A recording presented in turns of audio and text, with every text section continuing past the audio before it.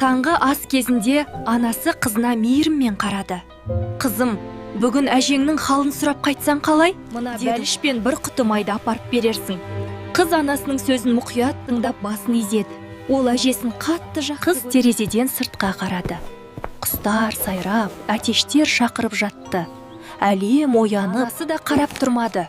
Ол әжесіне арнап дәмді бәліштерді, май мен тағамдарды себетке салды. Таңғы астан кейін бөлмесіне кіріп, ақырын дайындала бастады.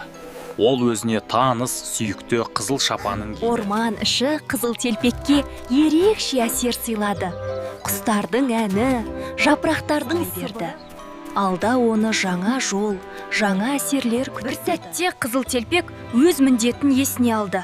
Ойбай, мен әжеме асығуым керек, деді ол. Мына қыз оңай олжа сияқты. Бірақ мен асықпаймын. Барлығын ақылмен істеу керек. Қызыл телпек жұмсақ шөптің үстіне жатып, аспанға ұзақ қарады. Гүлдің иісін сезіп, арманына... Сәлеметсің бе, кішкентай қыз? Орманда жалғыз жүргенің қалай? Сәлеметсіз бе?